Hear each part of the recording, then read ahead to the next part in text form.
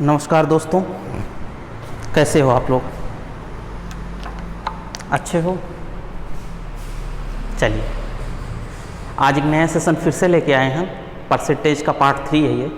एक तो बेसिक हो गया था, एक पार्ट 1 आया था, ये पार्ट 2 होगा, जिसमें हम कुछ सवाल करेंगे जो कि लेवल थोड़ा सा हमने पीछे वाले से थोड़ा सा ऊपर रखा है लेवल, ताकि आप बेहतर अंडरस्टैंडिंग कर पाएँ। ठीक है, चलिए। तो देखो, मैं कुछ सवाल लेके आया हूँ आज, और इन सवालों को हम बहुत अच्छे तरीके से लगाएंगे और आप समझेंगे कि पूरे के पूरे कॉन्सेप्ट को। देखो, आप सारी चीज़ें एक सीक्वेंस से अगर करेंगे, एक भी क्वेश्चन आपसे मिस नहीं होगा परीक्षा में, एक भी क्वेश्चन मिस नहीं होगा। ठीक है, तो हम आज का पहला सवाल है। इस सेशन में लगभग 20 से 25 सवाल होंगे, तो इन्हीं सवालों को आज हम करेंगे इसमें, और आप कुछ कॉन्सेप्ट को भी समझेंगे और कुछ जो पुरानी चीज़ें थी उनकी रिवीजन भी होगा। ठीक है, चलिए आप लोग स्टार्ट करिए। क्वेश्चंस वो आप लोग लगाइए, देखिए सवाल का आंसर क्या आता है। देखो, x y से 25% छोटा है तो y x से कितना अधिक होगा।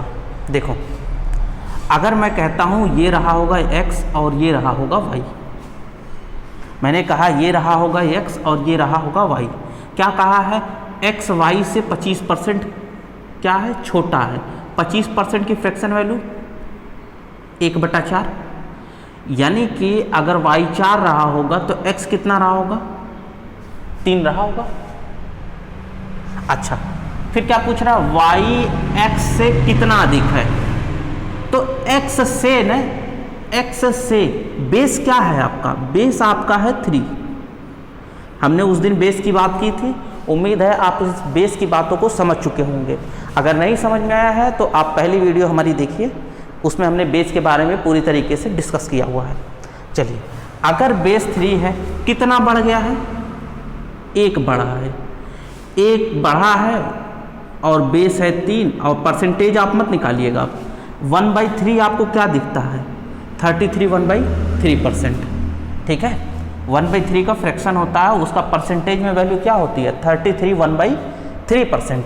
1/3 को, या फिर अगर आप नहीं समझ पा रहे हैं तो आप 100 लगाइए और फिर 100/3 आएगा, और फिर फर्दर इसको सॉल्व करेंगे तो 33 1/3% आ जाएगा। समझ रहे हैं? अच्छा, देखो, अब से ऐसे सवाल अगर आपसे आते हैं कि x y से इतना % बड़ा है या y इतना % छोटा है, तो आपको सवाल कैसे लगाना है? आपको पेन भी नहीं उठाना है। अच्छा, कैसे? अगर पेन नहीं उठाना है तो कैसे करना है, आप समझो इस बात को। मैंने कहा x y से 25% छोटा है, तो 25% छोटा है तो 1/4। 25% की फ्रैक्शन वैल्यू होगी 1/4। आप देखो, छोटा है ना, तो छोटा होगा तो घट जाएगा और बड़ा होगा तो जुड़ जाएगा। अगर आपका छोटा होगा तो माइनस हो जाएगा, और बड़ा होगा अगर तो क्या होगा? प्लस हो जाएगा। यही ना होगा जी? देखो, छोटा होता तो माइनस हो जाएगा, बड़ा होगा तो प्लस होगा। अच्छा, अब ये सर क्या बड़ा क्या छोटा? रुको, आप देखो नीचे बेस है ना आपका, अगर उसने कहा छोटा है तो 4 में से 1 घटा के कितना आ जाएगा? नीचे 3, और यही ऊपर 1 रह जाएगा और नीचे घटा के लिख दोगे, कितना आया? 33 1/3%, और यही आपके सवाल का आंसर है। अरे, आप समझ पा रहे हो कि नहीं इस बात को? देखो, मैंने कहा कि x y से 25% छोटा है तो y कितना % अधिक होगा ना? कुछ नहीं करना है, आप समझो इस बात को कि अगर 25% की फ्रैक्शन वैल्यू 1/4, अगर 1/4 है, छोटा है तो माइनस हो जाएगा, 4 में से 1 जाएगा, 3 नीचे बचेगा और ऊपर 1 रहेगा, यही आंसर हो जाएगा। ठीक है, इस बात को आप समझ पा रहे हैं? ठीक है, आगे और भी सवाल आएंगे, आप और अच्छे तरीके से समझ पाओगे। चलो, इस सवाल को मिटा दें। चलिए अगले सवाल की तरफ चलते हैं। देखो, बेसिक कॉन्सेप्ट है, इसको भी आप याद रखना, और ये जो है ये भी आप याद रखना। ठीक है, दोनों तरीके आप याद रखोगे, आपका बहुत प्रॉफिट होगा। चलिए मैं अगला सवाल लगाता हूँ। लगाइए आप इस सवाल को।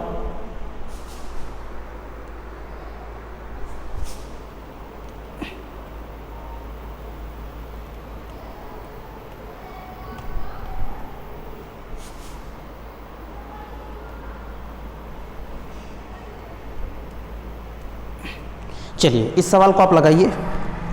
छोटा सा ही सवाल है कि राम की आय श्याम की आय से 12.5% अधिक है, तो श्याम की आय राम से कितना कम होगी। ठीक है, हो गया। अच्छा देखो, अधिक दिया है और कम पूछा है। अच्छा, आप बेसिक से अगर लगा रहे हो तो बेसिक से कैसे लगेगा।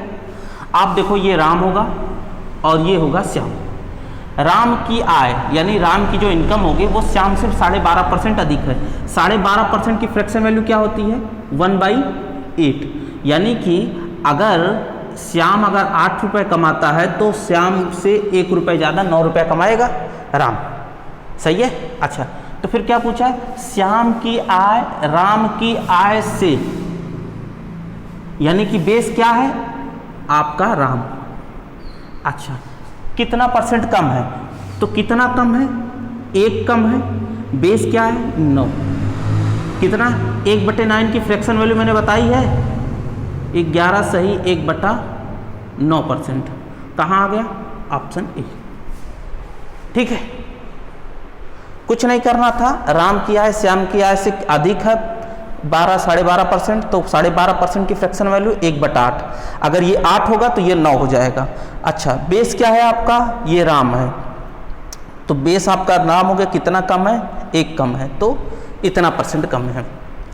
अगर आप इसको उस तरह से लगाते तो 12.5% की फ्रैक्शन वैल्यू 1/8। अच्छा, अधिक है तो इसमें 1 जुड़ जाता 9, और ऊपर वाला ऐसे ही रहता, कितना आता है 11 सही 1/9%। और ये इस सवाल का आंसर। आप देखिए, मुझे कुछ नहीं करना, सीधा मैं आंसर दे पा रहा हूँ। आप इस तरीके को समझिएगा, ये बहुत अच्छा अप्रोच है। आप देखिएगा, इस चीज़ों को मैं कुछ नहीं कर रहा हूँ, सिर्फ चीज़ों को समझ रहा हूँ। अच्छा, ये ज़्यादा कहा है तो 8 में 1 जुड़ जाएगा, 9 नीचे आ जाएगा बेस, और ये 1 रह जाएगा, 11 सही 1/9%। ठीक है, क्या आप समझ पा रहे हैं इस बात को। ठीक है, उतारिए, फिर मैं अगला सवाल लगाता हूँ। चलिए आप इस सवाल को लगाइए, तब तक मैं मिटाता हूँ।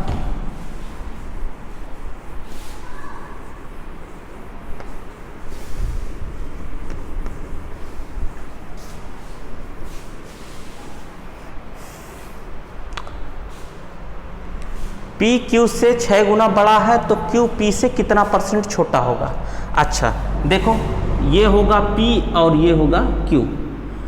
P Q से 6 गुना बड़ा है, यानी कि 6 गुना का मतलब क्या होता है, गुना का मतलब होता है उसमें मल्टीप्लाई का होना। जैसे मैंने कहा A है B है, मैंने कहा A B का 7 गुना है, तो B अगर 1 रुपया होगा B के पास तो उसका 7 गुना कितना, 7 होगा।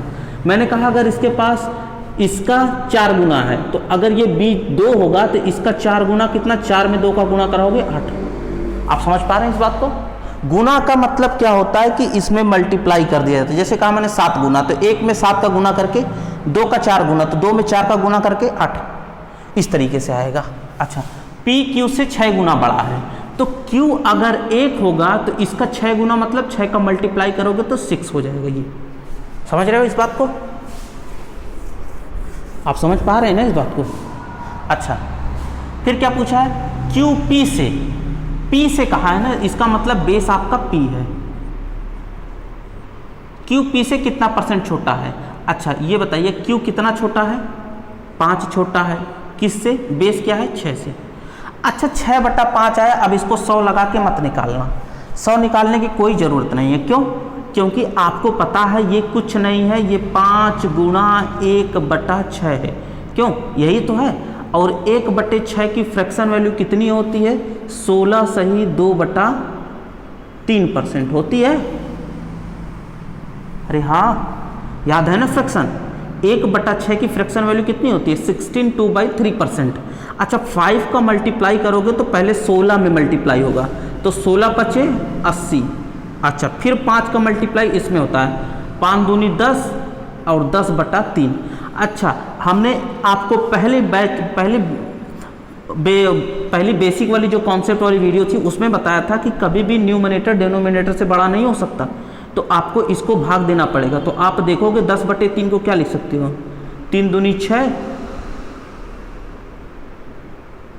3 त्रिक 9, 1 10, यही लिख सकते हो।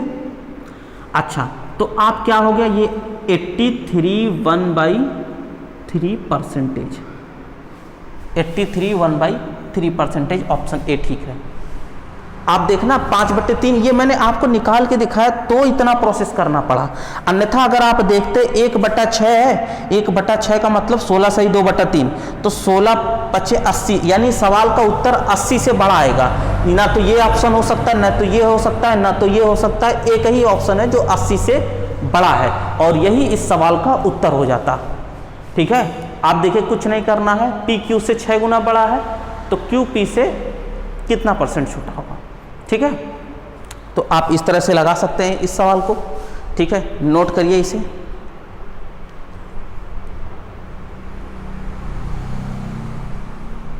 हो गया, चलिए अगले सवाल की तरफ हम चलते हैं।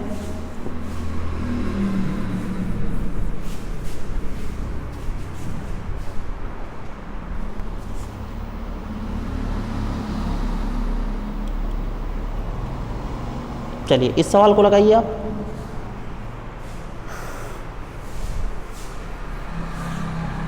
लगाइए इस सवाल को। यदि ए की आय बी से 40% कम है तो बी की आय ए से कितने % अधिक होगा। ठीक है, मैं इस सवाल को लगाता हूं, आप देखिएगा, ये ए है और ये बी होगा। ए की आय बी से 40% कम है, तो 40% की फ्रैक्शन वैल्यू कितनी होती है, 2/5, 2/5। इसका मतलब है कि अगर B के पास 5 होगा तो उससे 2 कम कितना हो जाएगा, 3। आप देखिएगा A की आय B से 40% कम है ना, तो B की आय अगर 5 होगी तो 5 का 40% कितना होता है, 2 ही होता है ना, तो 2 कम हो जाएगा, A का मान 3 आ जाएगा। तो फिर आप क्या पूछा है, B की आय A से कितना % अधिक है। A से ना, बेस क्या है आपका, A आपका हो गया बेस।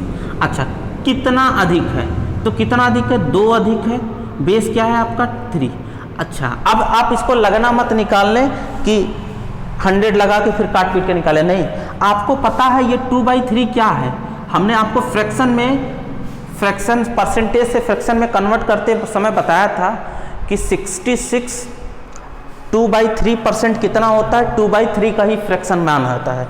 आप देखो 2/3 है, अगर ये 1/3 होता तो कितना होता, 33 1/3% होता, लेकिन ये तो 1/3 का 2 गुना हो गया है, तो इसमें भी 2 से गुना लगाओगे तो कितना हो जाएगा, 66 2/3%, यानी, और आपको मैंने इसका मान भी बताया था 66 सही 2/3 का 6.66% होता है। आप समझ पा रहे हो कि नहीं, क्यों, आप समझ पा रहे हैं ना इस बात को। अच्छा ठीक है। अच्छा, अगर देखो दूसरा जो तरीका बताया था कि एक कम है एक अधिक पूछा है आपसे, तो आप क्या कर सकते हो, 40 का फ्रैक्शन वैल्यू क्या होती है, 2/5, तो ये क्या है, ये कम है ना, तो 5 में से 2 जाएगा 3 और ऊपर 2 रह जाएगा, ऊपर 2 रह जाएगा, नीचे ये कितना हुआ, 2/3 का 66.66%। आप देखो ना, तो हमें ये करना पड़ा, कुछ नहीं करना पड़ा, सीधे हमें ये देखना पड़ा 40% की फ्रैक्शन वैल्यू क्या होती है, 2/5। अच्छा 2/5 है, कम है ना, तो 5 से 2 घटा दोगे तो 3 नीचे आ जाएगा और ये 2 ऊपर का ऊपर रह जाएगा। 2/3 को क्या कहते हो, 66.66%। ठीक है, आप इस कॉन्सेप्ट को भी इस्तेमाल करिएगा। आप देख पा रहे हो, इस सवालों को आराम से लगा लिया, कोई तकलीफ नहीं है। ठीक है, चलिए अगले सवाल की तरफ चलें। चलो, बहुत अच्छा बच्चा। देखो, अगर आपको समझ में नहीं आती है बात तो आप कमेंट करके हमें पूछ सकते हैं, ठीक है, या यदि आपकी कोई क्वेरी होगी तो आर के क्लासेस में जहाँ बात फेसबुक का पेज है, आप उस पर ज्वाइन करिए और उस पर अपने सवालों को भेजिए, वहाँ से आपको सॉल्यूशन मिल जाएगा। ठीक है,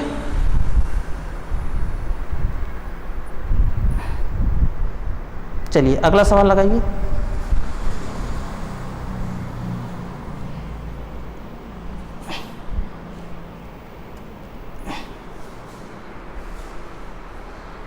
चलिए एक्स वाई से 25% अधिक कमाता है तो वाई एक्स से कितना परसेंट कम कमाता है। तो पहले हम बेसिक से लगा दें, ये होगा एक्स और ये होगा वाई। एक्स वाई से 25% अधिक कमाता है, 25% की फ्रैक्शन वैल्यू कितनी होती है 1/4, यानी कि अगर वाई 4 कमाता होगा, ठीक है, तो अधिक है ना, तो 4 से 1 ज़्यादा यानी कि एक्स कितना 5 कमाता होगा। फिर क्या पूछा है, वाई एक्स से कितना परसेंट कम कमाता है, वाई एक्स से कितना कम कमाता है, ठीक है। तो बेस क्या है आपका, एक्स से कहा है ना, तो इसका मतलब है कि बेस आपका एक्स है। अच्छा कितना कम कमा रहा है, 1 कम कमा रहा है, किससे, बेस क्या है 5, और 1/5 आपको पता है फ्रैक्शन वैल्यू कितनी होती है 20%, नहीं पता है तो 100 लगा लेना, ये 20% आ जाएगा। और इस सवाल का उत्तर 20% था, ठीक है। अच्छा अगर दूसरे तरीके से लगाना चाहते हो तो 25% की फ्रैक्शन वैल्यू 1/4 है, और यहाँ का कहा है अधिक कहा है। अधिक का हमने बताया था कम होता है तो घट जाता है, अधिक होता है तो बोलो जुड़ जाता है। तो 4 में 1 जुड़ेगा 5, और ऊपर तो 1 रह जाना है। 1/5 को क्या कहते हो, 20% तो कहते हो। क्यों, आप सवाल देखो, आसानी से आप लगा पा रहे हो इस सवाल को। 25% की फ्रैक्शन वैल्यू 1/4, अधिक है तो अधिक में ये ऊपर से जुड़ जाएगा, 4 1 5 और ये 1 और ये 20% इस सवाल का आंसर, ठीक है। चलिए उम्मीद है इसे आप अच्छे से समझ पा रहे होंगे।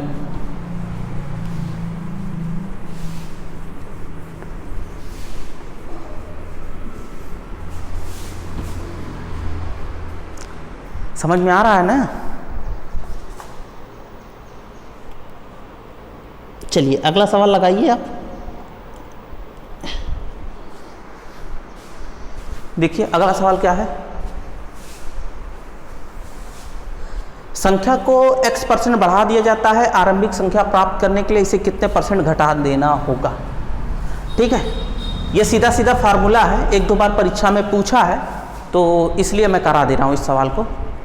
अब इस सवाल में कहोगे सर जी क्या करें, तो कुछ नहीं करना बच्चा, आप बिल्कुल नहीं डरो। देखो x है ना, x की जगह कोई मान रख दो। मैंने कहा चलो x की जगह 10 रख देते हैं, तो क्या हो जाएगा 10% होगा। मैंने कहा x है, x का मतलब क्या होता है, x का मतलब 1 2 3 4 5 10,000 5,000 चाहे जो रख दो, सब x का मान ही है। ठीक है, चलिए अगर देखो संख्या को x% बढ़ा दिया जाए, आरंभिक संख्या प्राप्त करने के लिए इसे कितना घटाना होगा। आप देखो संख्या को 10% बढ़ा रहे हो ना, अगर देखो संख्या को 10% बढ़ा, और अगर 10% होता, 10% की फ्रैक्शन वैल्यू कितनी होती है 1/10। इसका मतलब अगर 10 रुपया होगा तो उस पर 1 रुपया ही बढ़ेगा, इतना ही बढ़ेगा ना। अच्छा अगर 10 रुपया आपके पास है, इसको आप 10% बढ़ा दे रहे हो तो कितना हो जाएगा 11 रुपये होगा। अच्छा आरंभिक संख्या आपको प्राप्त करनी है, आरंभिक क्या है संख्या, आरंभिक संख्या है 10, करने के लिए इसे कितना घटाना होगा। तो अच्छा कितना घटाना, आपके पास 10 रुपया था, उसे 10% बढ़ाई 11 रुपया हो गया। अब इसे पहले जितना करना है यानी 10 बनाना है तो कितना घटाना पड़ेगा, एक घटाना पड़ेगा ना। अच्छा एक घटाओगे, एक किस में से घटाओगे, बेस क्या है 11, तो कितना आ गया 1/11, इतना आया।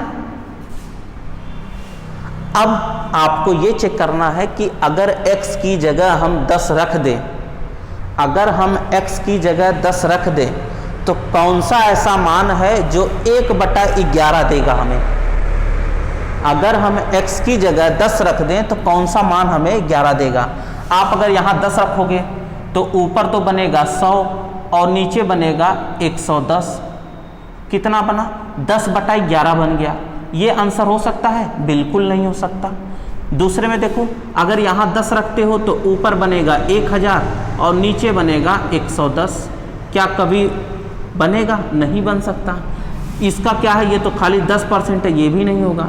इसको रखोगे 10 बटा में 110, आप देखोगे 1/11 बना क्या, और जैसे ही 1/11 बना वैसे ही सवाल का उत्तर है।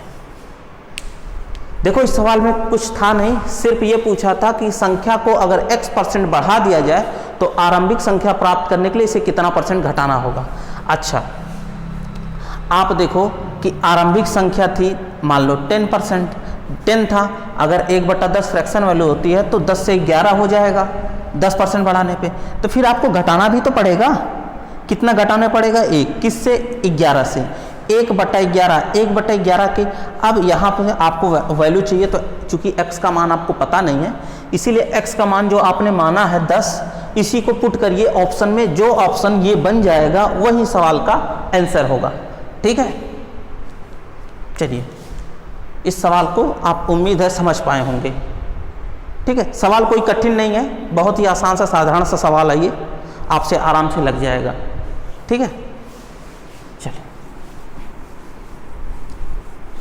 आप सवालों को पहले वीडियो रोक के अपने से लगाने का प्रयास किया करिए, फिर जब नहीं लगता है फिर आप आगे सॉल्यूशन को ध्यान दीजिए। ठीक है,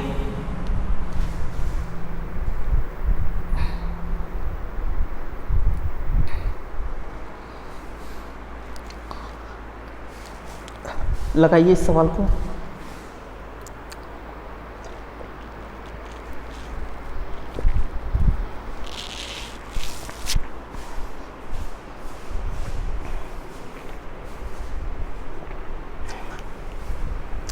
अब देखिए ये अगला स्टेज है। इस स्टेज में खर्चा और एक्सपेंस, जैसे आप 10 रुपये कमाते हो तो 10 रुपये कमाते हो तो सामान खरीद के लेके आते हो 5 रुपये का।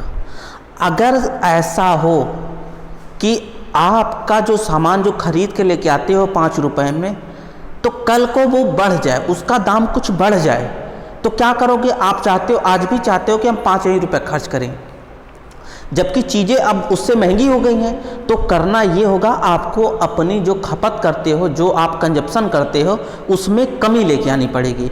जितना आप कम करोगे उतना आपका खर्चा कम होगा। ठीक है, तो इस तरीके के जो सवाल होते हैं वो ये जो अगले टाइप है, इस टाइप है, इसी टाइप में हम बात करेंगे। ठीक है, अच्छा एक बात आप मुझे बताइएगा, ये है प्राइस। प्राइस का मतलब होता है मूल्य। मान लीजिए ये पहली कंडीशन है, ये दूसरी कंडीशन है। अभी अब मैं सवाल नहीं लगा रहा हूँ, मैं समझा रहा हूँ आपको, ये बात आप समझिएगा। प्राइस आपके पास 2 बार है, एक पहली, ये दूसरा। आप पहले मान लो 100 रुपया, किसी चीज़ का दाम 100 रुपया होता था, फिर हुआ ये कि ये 100 रुपये से सामान अब मिलने लगा 120 रुपये में। आप देखिएगा कि पहले सामान का दाम 100 रुपये था, अब सामान का दाम 120 रुपये हो गया है। अच्छा, लेकिन ये बताइए कि अब आप करेंगे क्या। अब देखिए इसमें जो आता है एक कंजप्शन। कंजप्शन का मतलब खपत, यानी कि खर्चा। अच्छा, तो खर्चा क्या होता है, प्राइस का ही उल्टा होता है। प्राइस का उल्टा का मतलब क्या है कि अगर ये देखो, ये 120 यहाँ और ये 120 यहाँ, 100 यहाँ, आप समझिएगा, ये 100 वहाँ चला गया, ये 120 यहाँ चला गया। देखो अगर जब दाम 100 रुपये था तो आप 120 किलो खर्च करते थे। ठीक है, अच्छा आज दाम 120 हो गया है तो कितना किलो खर्च करते हो, 100। तो दोनों का पैसा बराबर नहीं होगा क्या, ये 12,000 रुपया नहीं होगा क्या, इसका भी दाम 12,000 रुपये नहीं होगा।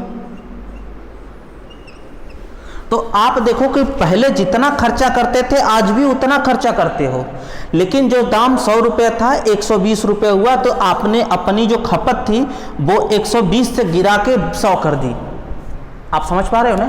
तो मैं बस इतना समझाना चाहता हूं बच्चा कि अगर प्राइस है प्राइस का ही जो उल्टा होता है वही कंजप्शन का रेशियो होता है।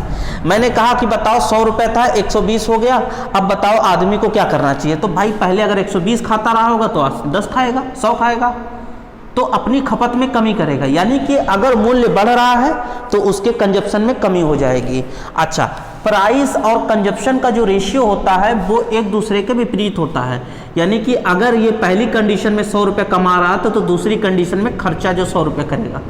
पहली कंडीशन में दूसरी कंडीशन में 120 रुपये कमाता है तो पहली कंडीशन में 120 रुपये खर्च करेगा। ठीक है, क्या आप इस बात को समझ पा रहे हैं कि ये कंजप्शन प्राइस का ही उल्टा रेशियो होता है कंजप्शन का। ठीक है, आप इस क्वेश्चन से बहुत अच्छे से समझ पाएंगे इस बात को। चलिए जल्दी से उतार लीजिए, मिटाऊं से। चलिए आप देखिएगा,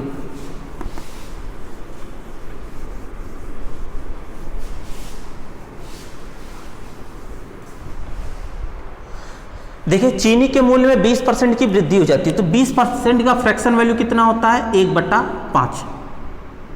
यानी कि पहले अगर हम P की बात करें, P मतलब प्राइस की बात करें, अगर हम प्राइस की बात करते हैं तो 5 रुपए का खर्चा रहा होगा पहले, तो 20% की वृद्धि हो जाएगी तो 5 का 20% 1 होता है, यानी कि 6 रुपए का हो जाएगा। यानी कि पहले चीज़ें 5 रुपए की मिल रही थी, आज 20% बढ़ गई, मतलब 6 रुपए की मिल रही है। तो खर्चा क्या होगा? कंजप्शन पहले 6 रुपए खाता था तो अब 5 रुपए खाएगा, सॉरी 5 किलो खाएगा, पहले 6 किलो खाता था। तो चीनी में कितनी % की कमी कर देनी है ताकि चीनी पे खर्चा अपरिवर्तित रहे? अपरिवर्तित का मतलब कि पैसा एक भी बढ़े ना, जितना पैसा वो पहले खर्च करता था आज भी उतना ही खर्च करना चाहता है। तो वो जब उतना ही खर्च करना चाहता है तो इसका मतलब उसे अपने जो खाता है उसमें कमी करना पड़ेगा, कंजप्शन में कमी करनी पड़ेगी। तो आप देखिए प्राइस क्या थी? पहले 5 थी, आज प्राइस बढ़ के 6 रुपये हो गई है। तो कंजप्शन जो क्या होगा कि अगर पहले 6 रुपये खाता था, 6 किलो खाता था, तो आज उसे 5 किलो खाना पड़ेगा। तभी ना 6 पचे 30 रुपया पहले खर्च होता और अब भी 30 ही रुपया खर्च होता। क्यों? तभी ना कंजप्शन और आपका कंजप्शन और प्राइस मिलके जो अमाउंट बनाता है वो भी 30, ये भी 30।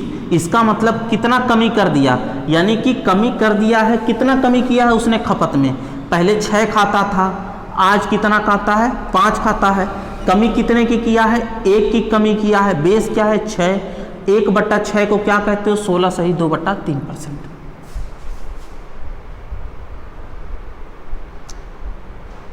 क्यों? आप बात समझ पा रहे हो? आप बात समझ पा रहे हो इसको? क्यों? आप इस बात को समझ पा रहे हैं ना? देखो प्राइस क्या थी? 5 थी और ये 6 था, तो कंजप्शन कितना रहा होगा? 6 रहा होगा, यहाँ 5 हो गया होगा। पहले 6 किलो खाता था तो आज 5 किलो ही खाएगा, तभी उसका पैसा 5 के हिसाब से 6 किलो का दाम 30 रुपया, 6 के हिसाब से 5 किलो का दाम 30 रुपया। पैसा चेंज नहीं होगा, वही रह जाएगा। तो उसने खपत में कमी कितनी कर दी? तो पहले 6 खाता था तो आज 5 खा रहा है। कितनी कमी कर दी? गिरावट 1 की है। किसमें? 6 में। तो यही 1/6 को क्या लिखते हो? 1/6 को 16 सही 2/3% ही तो लिखते हो। ठीक है। या तो दूसरा तरीका देखो जो पहले बताया था कि वृद्धि है ना तो बढ़ा दो, 20% का फ्रैक्शन वैल्यू 1/5, वृद्धि है तो 1 बढ़ जाएगा। कितना? 6। सही है। अच्छा 6 है। अच्छा ऊपर क्या रह जाएगा? 1। 1/6 को क्या लिखते हो? 16 सही 2/3%। आप देखो दोनों तरीका आप समझ लेना कि अगर चीनी के मूल्य में, ये ध्यान रखना आप परिवर्तित कह रहा मतलब चेंज नहीं होगा, तो इस चीज़ पे ध्यान रखना कि अगर चीनी के मूल्य में 20% की वृद्धि हो जाती है तो चीनी की खपत में कितने % की? 20% वृद्धि है 1/5 की, तो खपत कितनी करनी होगी? 5 वृद्धि कर रहा है तो मतलब 5 में 1 जुड़ेगा 6, 1/6 मतलब 16 सही 2/3, जो कि इस सवाल का उत्तर है। ठीक है। अभी आप टेंशन ना लीजिए, अभी मैं बहुत सारे सवाल कराऊंगा, इस पर 2-3-4 सवाल कराऊंगा और। ठीक है, आप उतारिए, मिटा दूँ।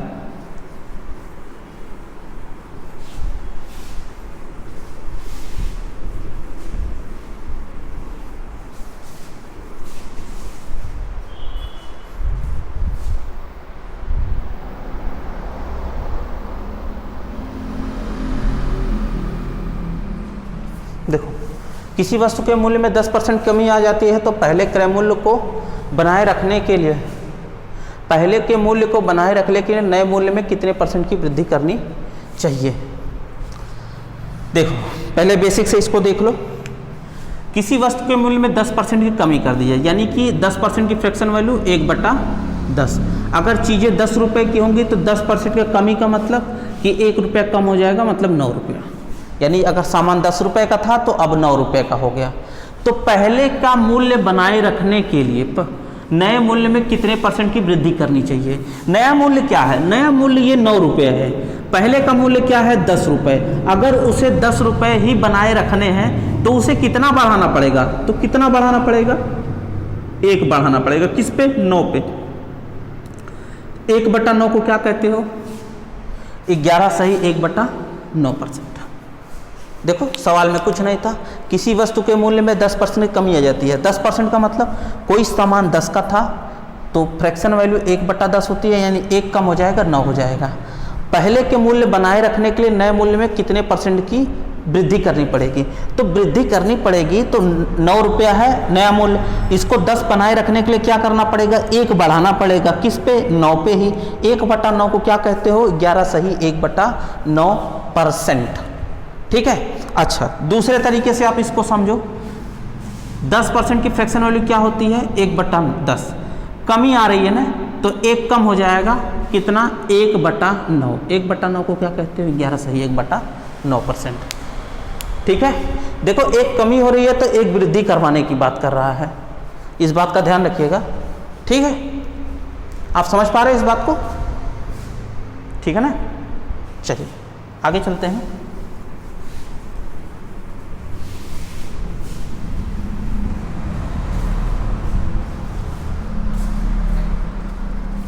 अगले सवाल की तरफ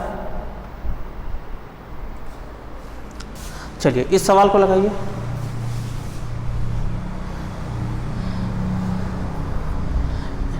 एक बजट में केरोसिन तेल का मूल्य 25% बढ़ जाता है, एक व्यक्ति अपनी खपत में कितने % कटौती करनी होगी कि केरोसिन का कुल खर्च अपरिवर्तित रहे।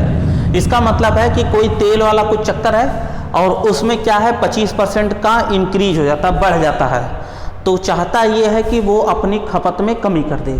तो वो खपत में कितनी कमी करे कि पहले जितना ही पैसा खर्च हो। तो देखो मैंने इसको दोनों तरीका बताया, आप इस दोनों तरीके से लगाइए। देखो मैं लगाता हूँ इस सवाल को, 25% बढ़ जाता है ना, यानी कि 25 का फ्रैक्शन वैल्यू क्या होता है, 1/4। अगर चीज़ें 4 थी तो बढ़ के कितनी हो गई होगी, 5। ये पुराना मूल्य 4 था, 25% बढ़ गया है तो कितना बढ़ गया, 5 रुपये हो गया। अच्छा खपत चाहिए तो ये उसका प्राइस है, कंजप्शन क्या हो जाएगा, कंजप्शन इसी का उल्टा होता है, 5 होगा तो ये 4 हो जाएगा, कंजप्शन हो गया। अच्छा तो कितना कटौती कर दिया, 1 की कमी कर दी ना, कितने पे, 5 पे। भाई 1 की ही कमी की है ना, कितने पे, 5 पे। और परसेंटेज निकालना है तो आप 100 लगा लेना, या 1/5 को आप 20% नहीं कहते हो, 1/5 20% होता है, या काट लोगे तो भी 20% आ जाएगा। ठीक है।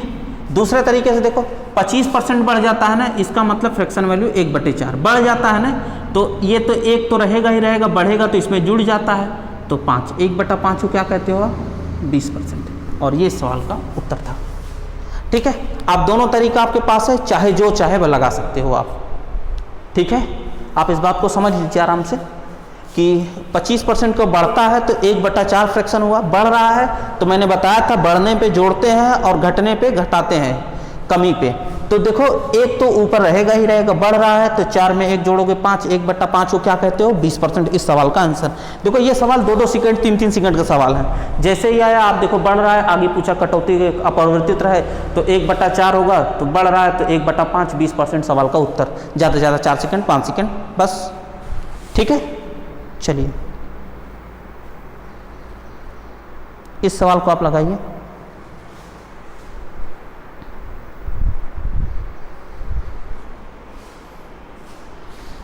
सवाल मैं थोड़ा सा और बड़ा कर देता हूँ।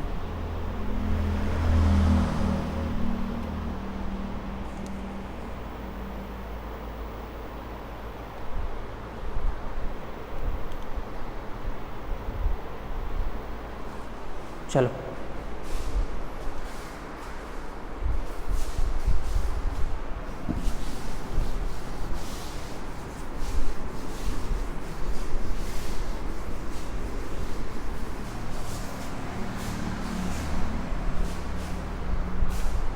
ठीक है, लगाइए इस सवाल को।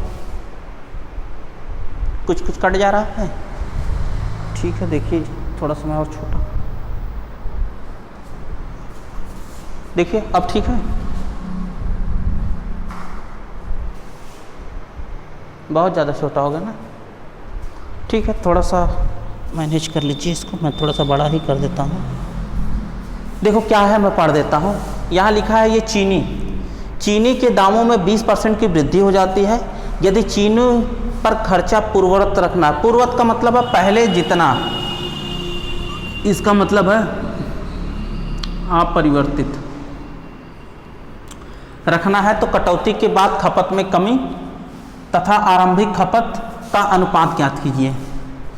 देखो इसमें आपको दो चीज़ें पूछा है कि कितनी खपत में कमी हो रही है और प्रारंभिक खपत पूछा है, ये दोनों चीज़ें पूछा है। तो आपको पता है कि बहुत आसानी से निकाला जा सकता है। चीनी के दाम में कितना % की वृद्धि हो जा रही है? 20% की। 20% का फ्रैक्शन वैल्यू 1/5। अच्छा, अगर चीज़ें 5 रुपए की हैं तो वो कितनी हो जाएंगी? 6 रुपये।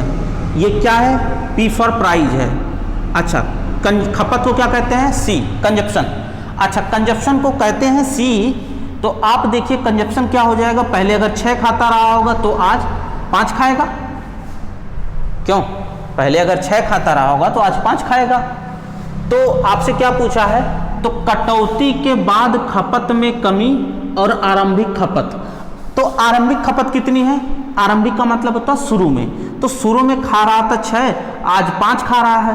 तो शुरू में कितना खा रहा था? 6 खा रहा था। अनुपात पूछा है तो अनुपात। कमी कितने की आ गई है?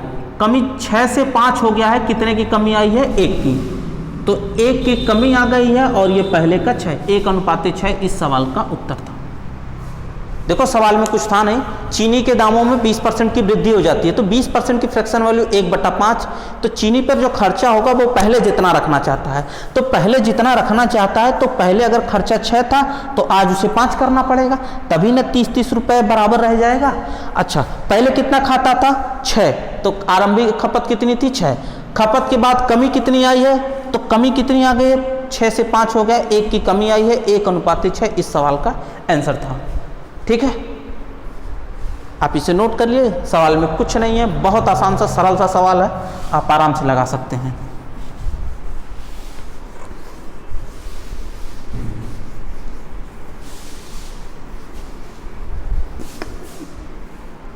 चलिए अगले सवाल की तरफ चलें हम लोग।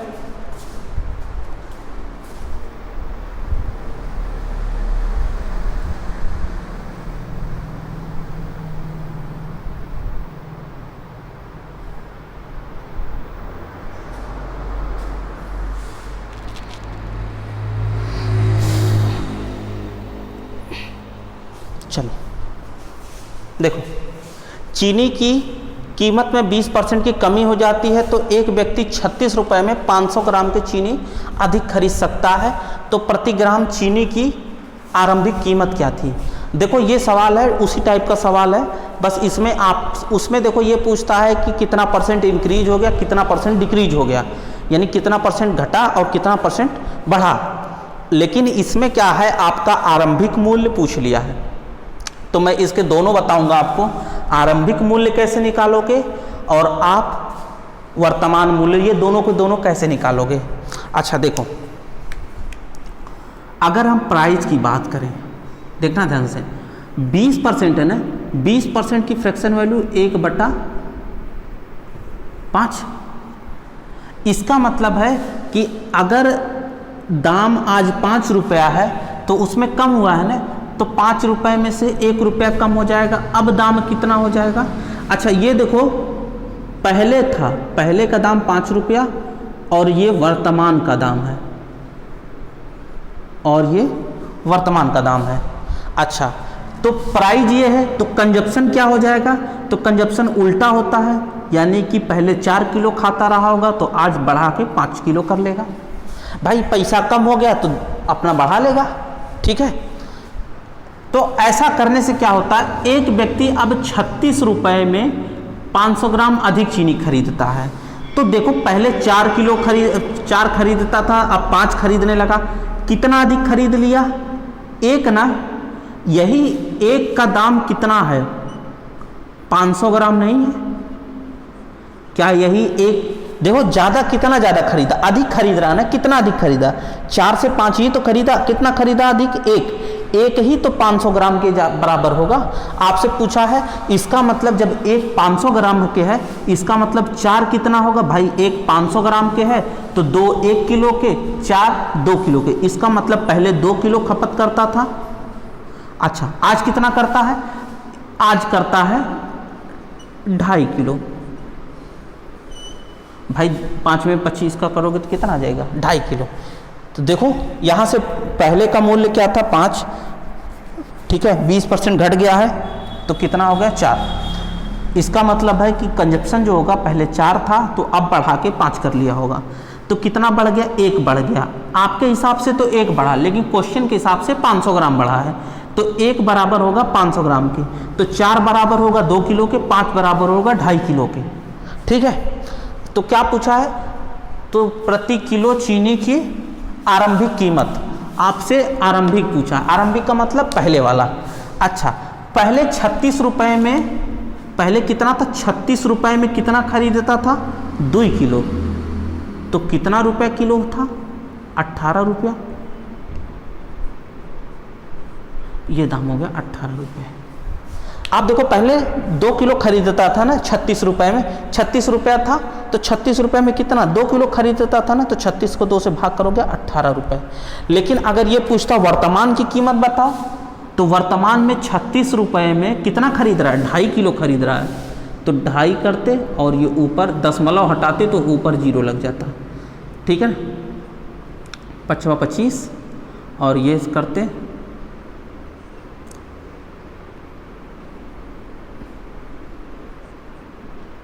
35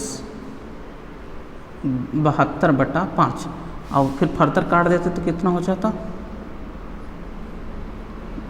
5 1 9 5, चौक को 20, यानी कितना होगा? 14 रुपया 80 पैसा। ठीक है, 14 25 70,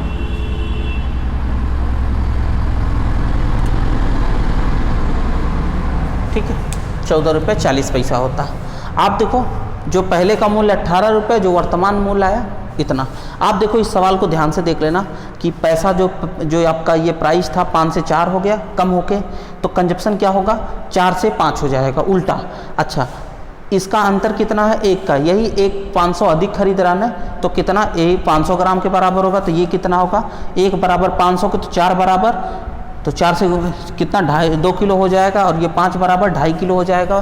तो आपसे पूछा है कि आरंभिक कीमत, तो आरंभिक खपत कितनी है? 2 किलो। 36 रुपये में 2 किलो लेके आता था, 1 किलो का दाम 18 रुपये। लेकिन अगर आपसे पूछता वर्तमान दाम बताओ, तो 36 रुपये में आज 2.5 किलो मिल रहा है, इसका मतलब कि कितना दाम होगा? 14 रुपये 40 पैसा। ठीक है, चलिए इस सवाल को उम्मीद है आप समझे होंगे अच्छे से, इन दोनों की दोनों बातों को। देखो ये सब अलग अलग स्टेज से है, मैं स्टेज बाई कराता जा रहा हूँ।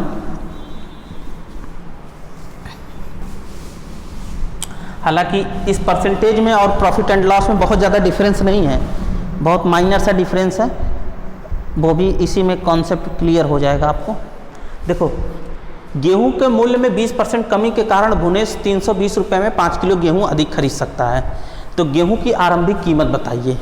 तो देखो इस सवाल को लगाना है, तो 20% की कमी है ना, इसका मतलब 5 से चीज़ें 4 रुपये की हुई होगी प्राइज, तो कंजप्शन क्या हो गया होगा? 4 से 5 हो गया होगा। भाई 5 रुपये से 4 रुपये दाम हो गया होगा, तो 4 किलो से 5 किलो उसने बढ़ा लिया होगा अपना। कितना बढ़ गया? 1 बढ़ा है। उसने कहा नहीं 5 किलो अधिक खरीदता है, 1 नहीं बढ़ा है 5 किलो, 1 का मान ही 5 kg है। इसका मतलब अब 1 का मान 5 है तो 4 का मान, तो 4 से गुणा करना पड़ेगा, यानी कि पहले वो 20 किलो खपत करता था, आज 25 किलो करता है, 25 kg। ठीक है, पहले वो भाई 1 का मान 5 है तो 4 का मान 20, पहले 20 किलो करता था और अब 25 किलो करता है। तो गेहूं का आरंभिक मूल्य बताइए ना, तो 320 रुपया था, 320 रुपये में 20 किलो खरीद लेता था, तो कितना रुपया था? 16 रुपया पहले कीमत थी उसकी। अगर पूछता वर्तमान बताओ तो वर्तमान में 320 रुपया था और 25 रुपये के हिसाब से खरीदता था। ठीक है, तो ऊपर 4 से गुणा लगा देते, नीचे 4 से गुणा लगा देते, तो नीचे तो 2 जीरो बन जाता, आपका 4 जीरो 4 दूनी 8, 4 3 12। ठीक है, 12 रुपया 80 पैसा हो जाता। समझ पा रहे हो? ठीक है, अरे ये मैंने 4 से इसलिए गुणा किया ताकि नीचे 2 जीरो बन जाता, और वही है, आराम से मेरे लिए गुणा करना आसान था भाग करने जिससे ज़्यादा। ठीक है, तो देखो इस सवाल को मैंने दोनों तरीके से लगा दिया, आप इस सवालों को लगा लीजिएगा। यहाँ बिल्कुल ना कंफ्यूज होइएगा, मैंने कुछ नया नहीं किया है। मैंने 25 में 4 से इसलिए गुणा लगा दिया ताकि नीचे 2 जीरो बढ़ जाएगा, और 2 जीरो बढ़ जाएगा तो इसका मतलब उसको हटाने के लिए सिर्फ 2 दशमलव लगाना पड़ेगा, 2 अंक पहले मुझे पीछे से, और 4 है तो 4 से गुणा लगा दिया, बन गया मेरा बात। या तो आप 25 से सीधा भाग लगा लेना तो भी यही आएगा। ठीक है, तो आप इस सवाल को समझ पाए होंगे। अगले सवाल की तरफ हम लोग चलते हैं।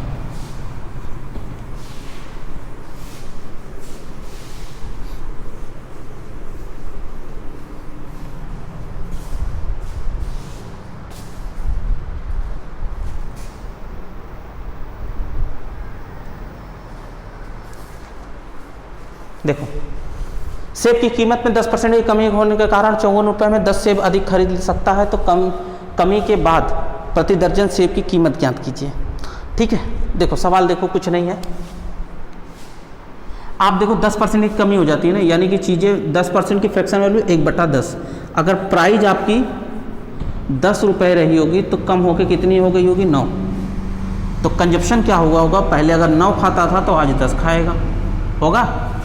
अच्छा, तो क्या हुआ? क्या कमी के कारण एक व्यक्ति 54 रुपये में 10 अधिक खरीदता है, 10 सेब। इसका मतलब कि देखो अधिक तो खरीद रहा है, कितना? एक नहीं खरीद रहा है, इसका मतलब एक की जगह 10 सेब है।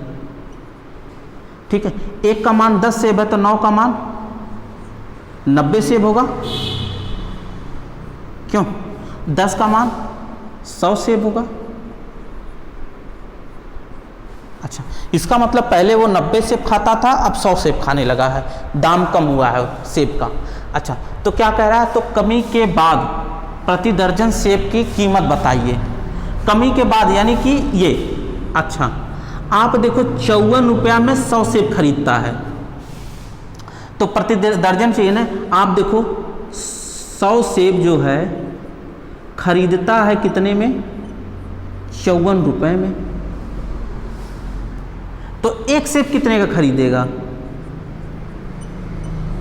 ये 100 नीचे चला जाता है, 54/100।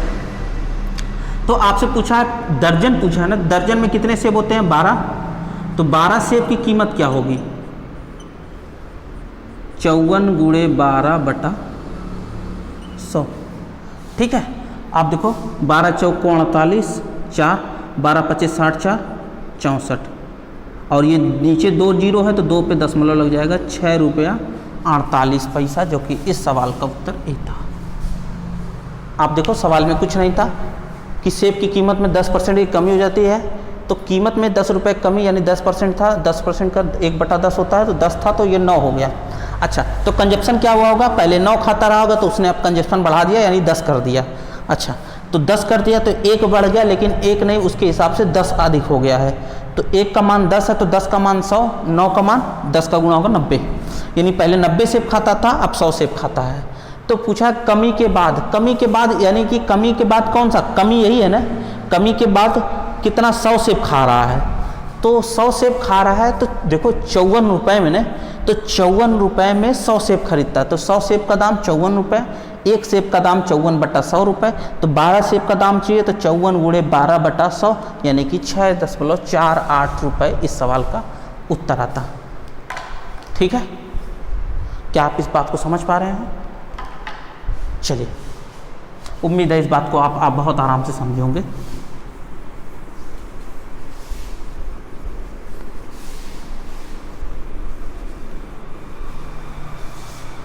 चलिए अगले सवाल की तरफ हम लोग चलते हैं।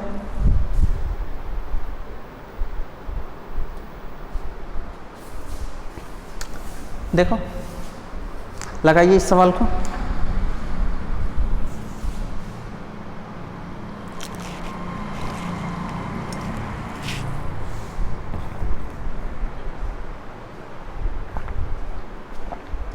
देखो अंडों की कीमत में 20% की वृद्धि के कारण 24 रुपये में 2 अंडे कम मिलते हैं।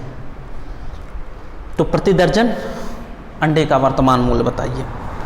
देखो 20% की वृद्धि हो जाती है ना, इसका मतलब है फ्रैक्शन कितना होगा 1/5, यानी कि अगर 5 रुपये का सामान था अभी, तो पीछे 5 रुपये का था, तो वर्तमान में कितना हो गया 20% बढ़ के 6 रुपये का हो गया होगा। तो ये प्राइस हुई होगी। तो कंजप्शन का क्या हाल होगा, तो पहले 6 अंडा खाता रहा होगा तो आज तो 5 तो खाएगा अंडा, क्यों? अच्छा कितना कम कर दिया, 1 कम कर दिया ना, लेकिन उसके हिसाब से 1 नहीं, उसने 2 अंडे कम किए हैं, तो यही 1 का मान ही कितना होगा 2 अंडा। अच्छा तो 1 का मान 2, तो 6 का मान 12 अंडा। अच्छा और 5 का मान 10 अंडा, यानी कि पहले 12 अंडा खाता था तो आज वो कितना खाएगा 10 अंडा खाएगा। तो पूछ रहा प्रति दर्जन अंडे का वर्तमान मूल्य कौन सा है, यही तो है वर्तमान, यही तो है वर्तमान। वर्तमान देखो बच्चा, वर्तमान कितने में 24 रुपये में 10 अंडा खाता है। तो आप ये बताओ, अगर 10 अंडा है, 10 अंडे का मूल्य 24 रुपया है, तो 1 अंडे का मूल्य,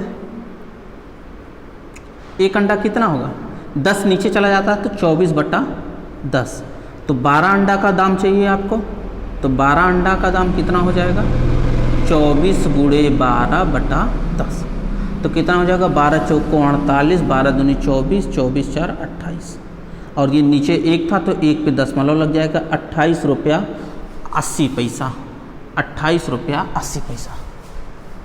आप समझ पाए इस बात को?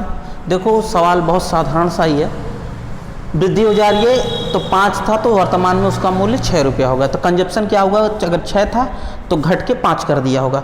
कितना घट गया 1 घटा, 1 घटा तो कितने पे घटा 2 पे, 1 ही बराबर होगा 2 के, तो अगर 1 बराबर है 2 का, इसका मतलब खाता कितना था 12 अंडा पहले, और 2 का 10 अंडा अब खाता है, तो 24 रुपये में आज 10 अंडे खरीद पाता है, तो 10 अंडों का दाम 24 रुपया, 1 अंडे का दाम 24/10 रुपया, तो 12 अंडे का दाम 24 × 12/10 यानी 28 रुपया 80 पैसा। ठीक है, ये सवाल था, आप इसको उतारिए। चलिए अगले सवाल की तरफ चलें।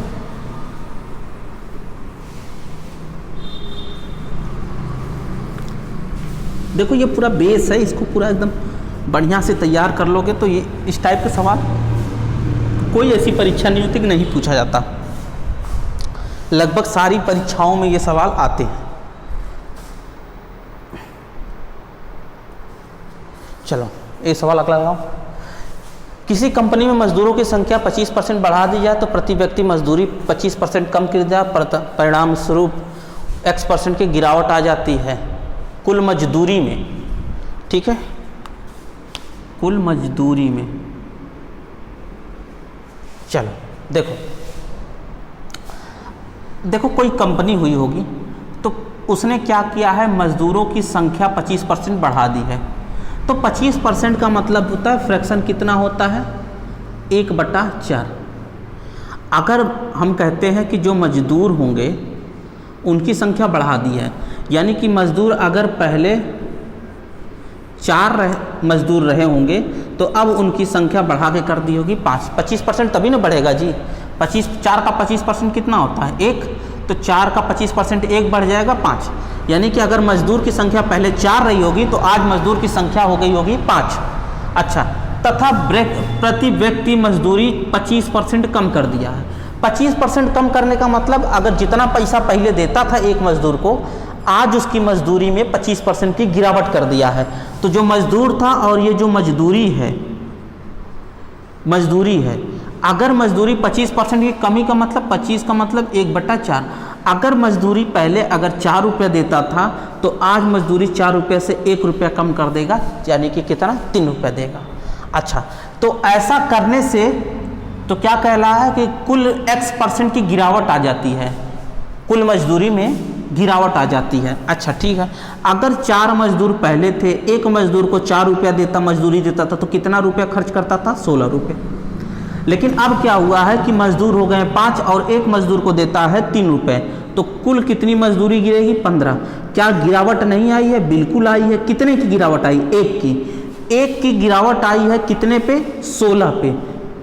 तो 1/16 आप इसको अब गुणा, परसेंटेज निकालने के लिए गुणा 100 मत लगा देना, ठीक है, क्योंकि कैलकुलेशन बढ़ा लोगे। आपको सीधा सीधा याद नहीं है। 1/16 को आप क्या कहते हो? 6.25%। देखो यही है, 25 है ना, तो कितना हो जाएगा? 6 चौक को 24, 6.25 है ये, और यही आपका सवाल का उत्तर है। अगर नहीं होगा तो यहाँ से काट लेना, 4 चौक को 16 और 25 चौक को 100, 25/4%। ठीक है, 25/4 को क्या लिख सकते हो? 6.44। तो देखो कुछ नहीं था, मजदूर पहले 4 था तो बढ़ के 5 हो गए होंगे। मजदूरी क्या पहले 4 देता था, आज 25% कम कर देगा, 3 रुपया कर देगा। तो इसका मतलब पहले उसका खर्चा 4 रुपया, 4 के हिसाब से 16 रुपया होता था, आज 5 के हिसाब से 3 के 15 होता है। तो कमी कितने की आ गई? 1 की कमी आई है किस पे? 16 पे। 1/16, 1/16 की फ्रैक्शन वैल्यू होती है 25 का 25/4%। यही आपके सवाल का उत्तर है। ठीक है, उम्मीद है आप इस बात को समझ पाए होंगे। चलिए मिटा देते हैं।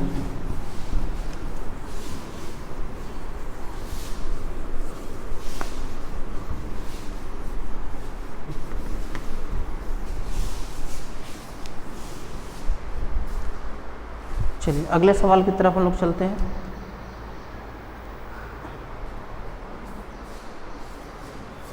देखो, एक वस्तु की कीमत 75 रुपये थी, कीमत में पहले 25% बढ़ाया गया, फिर 20% कम किया गया, तो वर्तमान मूल्य क्या होगा? देखो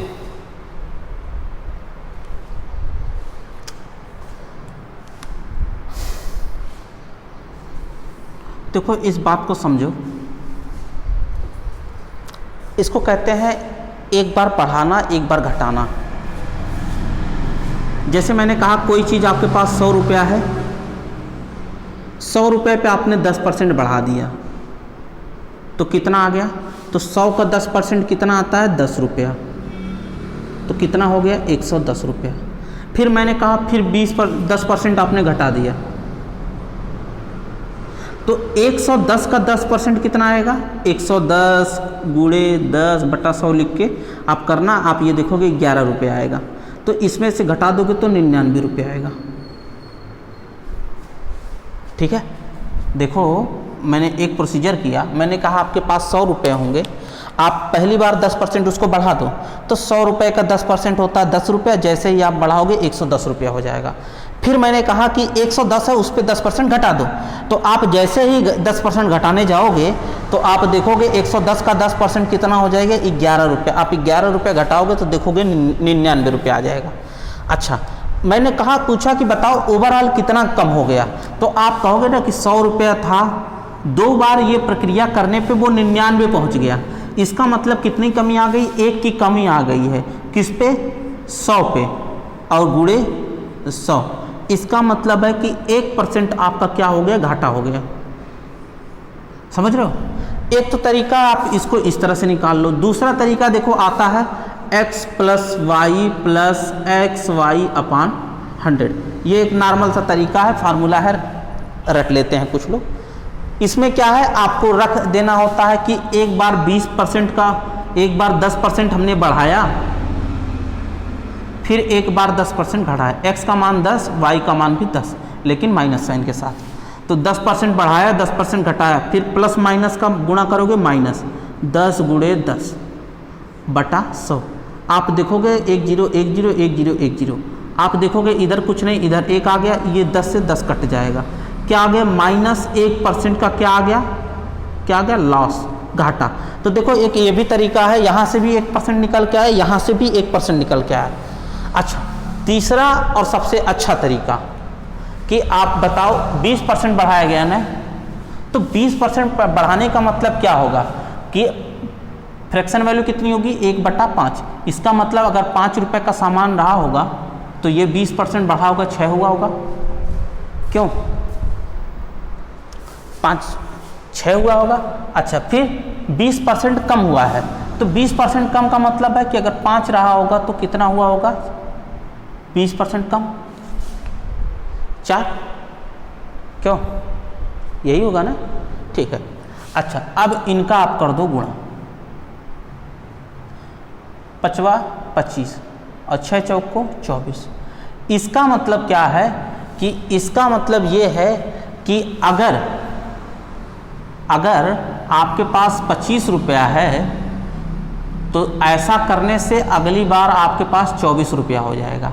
लेकिन उसने कहा नहीं 25 रुपया तो नहीं है, मेरे पास 75 है, तो इसका मतलब कितना गुना है, 3 गुना है, तो इसका भी तो 3 गुना हो जाएगा, 24 तिया 72, यानी इस सवाल का उत्तर 72 था। ठीक है, देखो 2 तरीके हैं, 3 तरीके मैंने आपको बताए। एक तो आप 100 मान के करते, तो 100 मान के करते मैंने कहा 10% है तो 10 जाता, ये होता। अगर आपको दिक्कत हो रही है तो मैं 10% वाला भी एग्जाम्पल दे देता हूँ कि 10 से चीज़ें कितनी होगी, 9, पहले बढ़ रहा है ना, 11, फिर 10 से होगा 9, तो 100 और 11 9 99, यानी 100 से कितना हो गया 99, कितनी कमी आई है, 1 की कितने पे 100 और गुणे 100 बराबर 100%। ठीक है, 1% आएगा, वो भी लॉस में। ठीक है, आप देखो तीनों तरीका आपके पास है। इस सवाल को लगाने के लिए आप किसी भी तरीके का इस्तेमाल कर सकते हो, या तो इस तरीके का इस्तेमाल करो, इस तरीके का, चाहे इस तरीके का। मैंने इस तरीके का इस्तेमाल किया है। आप देखो, मैंने कहा 20% है, इसका मतलब 5 से 6 हो जाएगा, फिर 20% कमी हो जाएगी, तो फिर 5 से 4 हो जाएगा, तो 25 और ये 24, तो इसका मतलब, लेकिन उसने कहा है 25 नहीं है मेरे पास, यानी कि 25 रुपये आपके पास अगर है तो वो बाद में 24 रुपया हो जाएगा। तो लेकिन उसके बाद कहा कि भैया मेरे पास 25 नहीं 75 है, तो कितना गुना हो गया, 3 टाइम्स ही तो हो गया है। जैसे ही 3 टाइम्स हुआ आपको पता चला, और इसमें भी आप 3 टाइम्स कर लो, 72 हो जाएगा। अगर इस तरीके से लगाना चाहते हो इस सवाल को तो कोई दिक्कत नहीं, आप इस तरीके से भी लगा सकते हो। देखो 75 रुपये का रहा होगा, पहले क्या हुआ होगा, 20% का, पहले 20% बढ़ा दिए हो ना, चलो 20% बढ़ा दो, तो 75 का 20% कितना होता है, 20/100। आप देखोगे 1/5 आ जाएगा, ये कितना हो जाएगा, 15 × 5 = 75, यानी कि कितना बढ़ जाएगा, 15। अच्छा 15 बढ़ा तो कितना हो जाएगा, आप देखोगे 80 10 90 90 हो गया। अच्छा फिर आप 20% घटा दे रहे हो, ठीक है 20% आप घटा दो, तो 20% कितना हो जाएगा, 90 का 20% कितना हो जाएगा, भाई 90 से ही 20% घटेगा ना, 90 का 20% घटाओगे तो आप देखोगे 18 घट जाएगा, और जैसे ही 18 घटाओगे कितना आ जाएगा, 72। ये इस सवाल का आ गया उत्तर। ठीक है, अगर आपको ये चाहते हो मैं इस तरीके से लगाऊं तो बिल्कुल कोई दिक्कत नहीं, इस तरीके से भी लगा सकते हो आप। आप देखो एक बार 20% बढ़ाया है, एक बार 20% घटाया है, तो प्लस माइनस माइनस 20 × 20/100, ये इससे कट जाएगा क्योंकि प्लस 20 माइनस 20 कट जाएगा, खाली बचेगा क्या, 2 दूना 4, माइनस का 4%। इससे क्या पता चल रहा है कि ओवरऑल में 4% कम हो जाएगा, यानी कि 75% में से ही 4% कम, 75 का ही 4% कम होगा, तो 4% कितना होगा, 25 × 75 कितना आया, 3, यानी कि 75 में से ही आपका 3 रुपया कम हो जाएगा, कितना आ जाएगा, 72 रुपये। ठीक है, ये तीनों के तीनों फॉर्मेट मैंने आपको करा दिए। देखो तीनों तरीके से आंसर सेम आने हैं, आप चाहे जिसका भी इस्तेमाल कर लेना। ये देखो आपको ओवरऑल परसेंटेज इंक्रीज या डिक्रीज दे रहा है। इसके कॉन्सेप्ट की चर्चा हम और करेंगे अगले वीडियो में, और डिस्कस करेंगे इसको क्या है ये, लेकिन अभी आप इस चीज़ को आराम से देख लीजिए, समझ लीजिए थोड़ा सा। ठीक है, चलिए मैं अगले सवाल की तरफ चलता हूँ, एक सवाल और कराऊंगा आपको।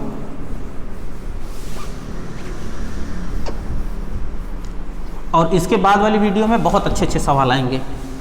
ठीक है, अभी 2-3 वीडियो उम्मीद है कि आएगी, 2-3 वीडियो में परसेंटेज ख़त्म हो जाएगा। देखो एक संख्या में 10% की वृद्धि की जाती है, फिर 10% घटा दिया जाता है, संख्या पे पड़ने वाला प्रभाव। इसका मतलब अगर संख्या 10 रही होगी तो वृद्धि होगा तो कितना होगा, 11, फिर 10% घटा दिया जाता है, यानी कि 10 रहा होगा तो 9 कर दिया होगा, कितना हुआ, 99, और ये 100, कितना घट गया, 1 घटा है, बेस क्या है 100 × 100 कितना आ गया, 1% क्या हुआ, लॉस हुआ, 1% डिक्रीज हो जाएगा। ये पहला तरीका। दूसरे तरीके से लगाते तो +10 -10 और -10 इंटू 10/100, ये तो इससे कट जाता, क्या था, -1%। ठीक है, दोनों तरीका। तीसरा तरीका मैंने इससे पहले बताया था, यहाँ जो बड़ा सा लिखा था उससे भी आप लगा सकते थे। तो देखो मैं ये सारे के सारे सवाल आपसे कराया हूँ, अभी कुछ और सवाल रह गए थे, लेकिन मैं अगली वीडियो में वो सारे के सारे सवाल कवर करूँगा। आप इन सारे सवालों को आप देखिए, 2 बार 3 बार लगाइए इन सवालों को। ये सवाल अगर आपसे लगने लगे तो परसेंटेज के सारे सवाल आपसे लगेंगे ही लगेंगे, डेफिनेटली लगेंगे। ठीक है, ठीक है ना। चलिए, तो वीडियो को यहीं ख़त्म करते हैं, फिर मिलते हैं अगले वीडियो में। Bye bye.